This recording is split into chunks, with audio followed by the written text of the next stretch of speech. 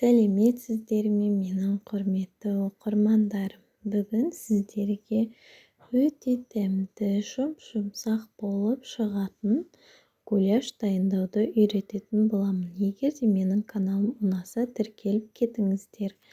Бізге ет және сарымсақ керек болады. Менде ет сиырдың еті. Өздеріңіздің қалауларыңызша қой етін немесе жылқы етін қолдануға болады. Ең алдымен қызып тұрған табамызға етімізді салып жақсылап қуырамыз.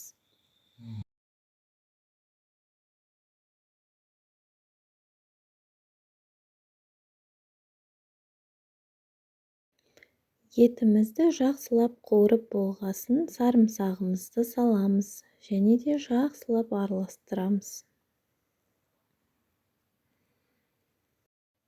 Енді тұзымызды, томатымызды салатын боламыз. Және де су құямыз. Суымызды құйып болғаннан кейін қазанымыздың бетін жауып ақырын отта қайнататын боламыз. Енді кішкентай қазанымызға ұн салып сары түске енгенше қуыратын боламыз. Қазанымыздағы ұнды тоқтаусыз араластырып тұрамыз, әйтпесе күйіп кетеді.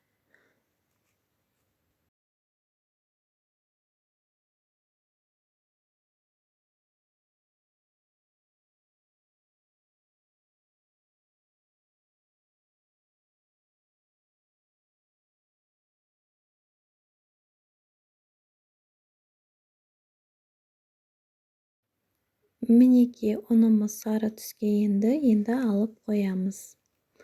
Ұнымызды салқындатып болғаннан кейін аз-аздан үстіне су құйып араластыратын боламыз. Суды бірден көп құймаңыздар.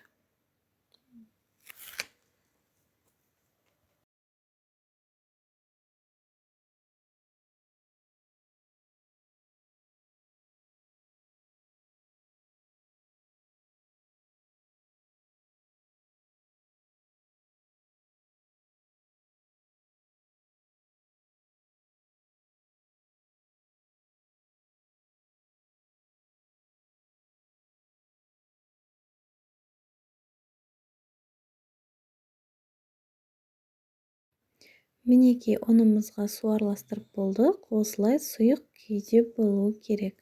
Енді қайнап тұрған етімізге аз-аздан салып араластыратын боламыз.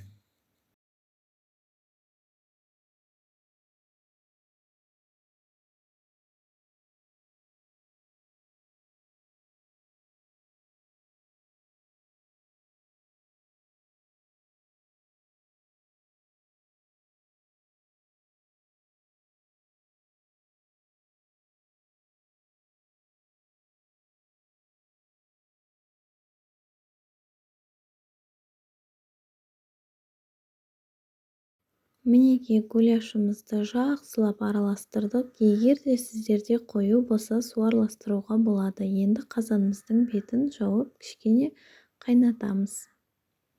Мінекей гуляшымыз дайын болды. Өте сондай жұмсақ әдемі.